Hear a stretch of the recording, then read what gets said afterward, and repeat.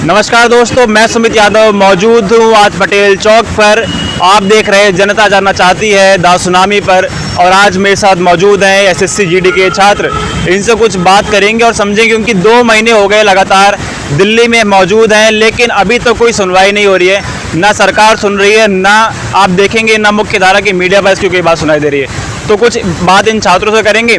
और इससे पहले मैं एक बात आप लोगों से कहना चाहता हूं कि जो भी लोग नीचे कमेंट करते हैं कि ऑल मेडिकल फिट ज्वाइनिंग, वो लोग कम से कम दिल्ली आने की कोशिश करें। ज़्यादा से ज़्यादा लोग दिल्ली आएँ, संख्या बल बढ़ाने की ज़रूरत है, क्योंकि यहाँ पे तभी आपकी बात जल्द से जल्द सुनी जाएगी।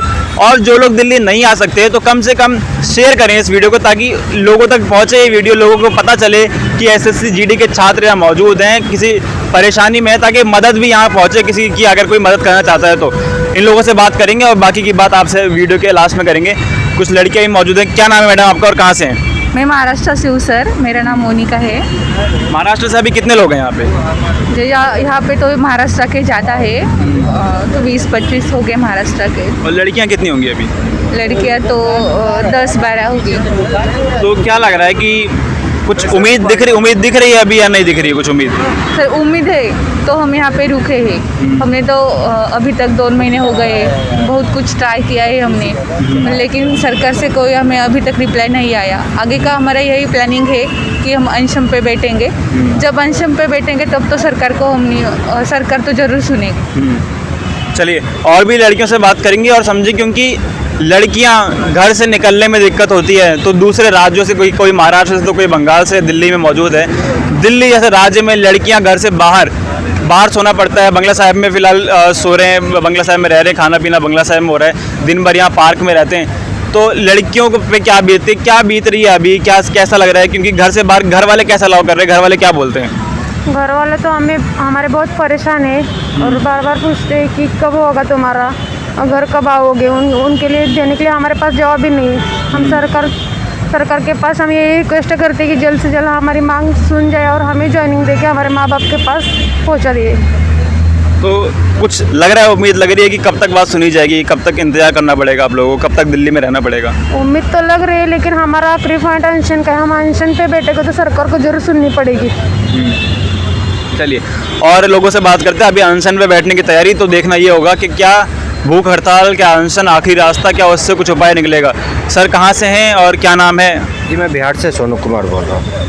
तो हमारी अगली प्रोसेस, अब सारी प्रोसेस करके मैं थक गया। अब अगली प्रोसेस हमारी यही बची है कि हम भूख हड़ताल पे बैठेंगे, रामलीला मैदान में बैठेंगे, जिसके लिए परमिशन अप्लाई कर चुके हैं हमने। हमें 6 से 7 तारीख को परमिशन गारंटेड हो जाएगी और मैं 10 तारीख से भूख हड़ताल पे बैठने वाला हूँ। कितने दिन के लिए भूख हड़ताल? ये 15 दिनों की ये मिनिमम डेज की मिली है, और ज़्यादा से ज़्यादा हम कोशिश करें कि और ज़्यादा दिन बढ़े, और तब तक बैठेंगे जब तक हमारी ज्वाइनिंग नहीं होती। हमारी बात सरकार तक सुनी नहीं जाती है, हमें आश्वासन नहीं दिया जाता है, तब तक हम बैठे रहेंगे। क्योंकि सर ऐसा तो लग रहा है कि सरकार पे कोई फ़र्क नहीं पड़ रहा है, कोई असर हम नहीं देख रहे हैं। तो क्या भूख हड़ताल 15 दिन भूखे रहेंगे और लड़कियां भी हैं साथ में, तो क्या रह पाएंगे और क्या इससे कुछ उपाय होगा, क्या इससे समाधान होगा? बिल्कुल होगा, हम रह पाएंगे भी और हमारा समाधान भी होगा। ये हमारा हौसला है, ये हमारा जज्बा है। हमारा जज्बा कहता है कि हमें समाधान, हमारा हल निकलेगा, ज़रूर निकलेगा।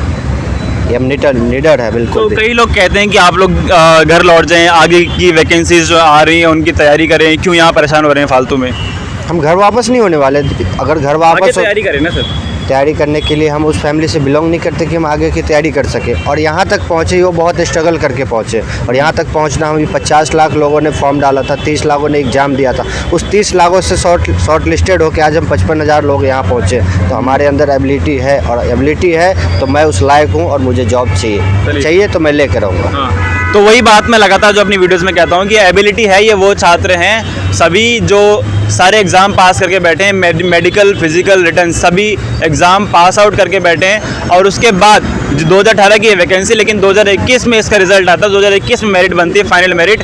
और ये वो छात्र जो पास होके बैठे थे, लग रहा था, सोच रहे थे कि जो वर्दी इनकी पक्की है, जो इनका सपना था वर्दी पहनने का, देश की सेवा करने का, वो सपना इनका 2021 जनवरी में क्षण भर में तोड़ दिया गया, पल भर में तोड़ दिया गया, जब इनको मेरिट से बाहर निकाला गया। और उसके बाद तब से लगातार फरवरी से ये छात्र सारे यहाँ मौजूद है दिल्ली में। 2 महीने हो गए, लेकिन अभी तो कोई सुनवाई नहीं। सरकार चुनाव प्रचार में व्यस्त है। तो इस तरीके से तो व्यस्त रहेगी सरकार चुनाव में, और मई 2 को रिजल्ट है, उससे पहले तो नहीं लगता कि कुछ सुनी जाएगी बात। सबसे पहले तो मैं छत्तीसगढ़ के 22 जवान जब कल शहीद हुए उनको श्रद्धांजलि अर्पित करना चाहता हूँ। श्रद्धांजलि हम अर्पित कर रहे हैं, लेकिन देखो जवान आए दिन शहीद हो रहे हैं, वैकेंसी बहुत सारी खाली है, फिर भी हमको ज्वाइनिंग नहीं दिया जा रहा। हम तो सरकार से यही निवेदन करना चाहते हैं कि हमको भी वैसे ही जगह पे ड्यूटी लगा दो। हम शहीद होना चाहते हैं, हम भी शहीद होना चाहते हैं, ऐसा नहीं है। हम भी देश की सेवा करना चाहते हैं, देश के लिए मर मिटना चाहते हैं, तो हमको क्यों ज्वाइनिंग नहीं दी जा रही?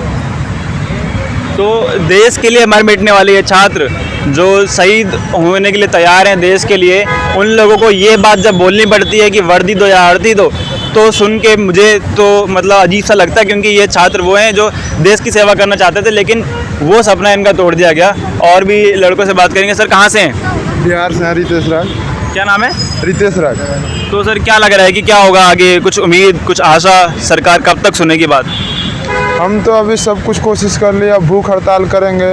अब ये जैसे कहा गया ना, कोशिश करने वाले कभी हार नहीं होती है, तो वही हम कोशिश कर रहे हैं। आएगी उम्मीद तो हम लेके ही रहेंगे। मतलब एक सवाल और उठता है सर, लोग पूछते हैं कि क्यों निकाला गया सर मेरिट से आप लोगों को? क्या वजह है उसकी कि मेरिट से निकाल दिया है, जबकि आपका पहला नाम था मेरिट में? मेरे ख्याल से सभी लोग यहाँ पे आखिरी मेरिट से बाहर हुए हैं। तो वो क्या है ना कि हमें नॉर्मलाइजेशन जो सिस्टम है ना, उसके थ्रू हमको निकाला गया है। नॉर्मलाइजेशन में क्या होता है कि रॉ मार्क्स आपका अधिक भी रहता है तो उसमें कम हो जाता है, नॉर्मलाइजेशन में किसी का अधिक रहता है तो और अधिक हो जाता है, जिसके सहारे हमें मेरिट से बाहर निकाला गया है। चलिए, तो नॉर्मलाइजेशन पे लगातार सवाल उठते हैं, क्योंकि नॉर्मलाइजेशन वो प्रोसेस जिससे ये कहा जाता है कि एसएससी के कोई एग्ज़ाम हार्ड आया तो कोई सरल आया, तो उसके बाद जिसका सरल आता है उसके मार्क्स बढ़ा दिए जाते हैं, और जिसका हार्ड होता है उसके मार्क्स घटा दिए जाते हैं। तो उस प्रोसेस में इन लोगों को मेरिट से निकाला गया, कहा गया कि नॉर्मलाइजेशन कर रहे हैं तो उस प्रोसेस में निकाला गया। और भी लोगों से आ गया। तो भाई साहब क्या नाम है, कहाँ से हैं? मैं रणवीर सिंह, बिहार से, डिस्ट्रिक्ट जमुई। तो क्यों वापस नहीं लौट जाते? क्यों आगे की तैयारी नहीं कर रहे हैं आप लोग? क्यों यहाँ परेशान हो रहे हैं? क्या लौटे सर, जैसे हमें उम्मीद थी कि इसमें हो जाएगा। 74 मार्क्स है मेरा, रो मार्क्स, और नॉर्मलाइज में कुछ नंबर बढ़ाए नहीं, थोड़ा नंबर बढ़ाया। कम नंबर वाले को सिलेक्शन हुआ, और हम इसमें क्वालिफाइड है, काबिल। मतलब कितने, आपसे कितने कम वालों का सिलेक्शन? 20 नंबर कम था, लड़का का सिलेक्शन हुआ है। अच्छा। 63 नंबर वाला का सिलेक्शन हुआ है, मेरा 74 नंबर है, मेरा नहीं हुआ। उसका नॉर्मलाइज के कारण उसको बढ़ा के 79 पॉइंट कुछ कर दिया, और एक 46 था उसका भी बढ़ा के 64 कर दिया।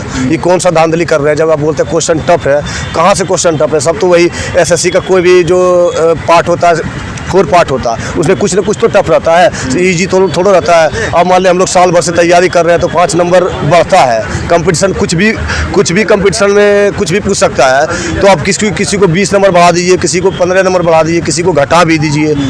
इसलिए हम लोग को नॉर्मलाइजेशन के कारण ही हम लोग को हटाया गया मेरिट से। हम लोग मेरिट में थे, और बात हुई कि हम लोग में इसमें था कि जुनून था कि हम सिपाही बनेंगे, लेकिन बनने का मौका नहीं मिला। एज भी ख़त्म हो गया, और हम लोग जनरल कैटेगरी में 18 से 23 तक एज रहता है, इसके बाद हटा दिया जाता है। चलिए, तो एज और नॉर्मलाइजेशन बहुत बड़ा सवाल इस मुद्दे पर, एसएससी के मुद्दे पर। और क्या नाम है सर, कहाँ से हैं? मैं विवेक, बिहार से हूँ। आप मुस्कुराते क्यों रहते हैं हमेशा?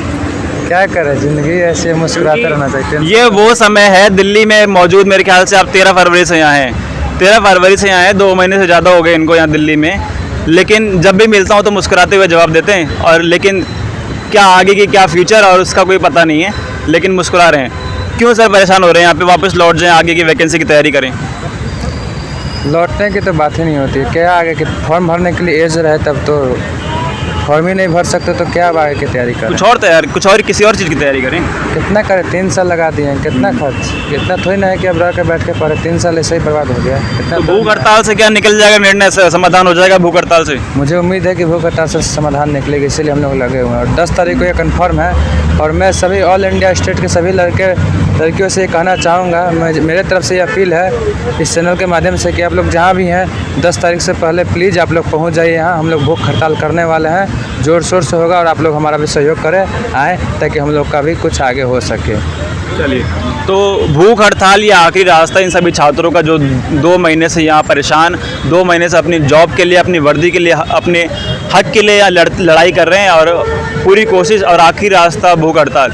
जो 2 सवाल खड़े होते हैं वो नॉर्मलाइजेशन पे एसएससी के प्रोसेस में, और ये क्यों नहीं वापस जा सकते, क्योंकि यही आखिरी मौका था इनका। अब ओवर एज हो चुके हैं। ओवर एज होने का भी कारण ये है कि 2018 की वो वैकेंसी जिसमें 3 साल का प्रोसेस हुआ, 2018 की वैकेंसी, लेकिन 2021 में मेरिट बनती है, तो 3 साल में वो सभी छात्र जो ओवर एज हुए वो अब वापस दूसरा इनके पास कोई मौका नहीं है। यही आखिरी मौका, और आखिरी मौके के बाद आखिरी इलाज भूख हड़ताल। देखना होगा ये कि क्या भूख हड़ताल से समाधान होगा। तो आप लोग जुड़े रहे हमारे साथ और शेयर करें। मैं जो बार बार बोल रहा हूँ कि जो लोग दिल्ली आ सकते हैं नीचे कमेंट करते हैं कि ऑल मेडिकल फिट ज्वाइनिंग दो।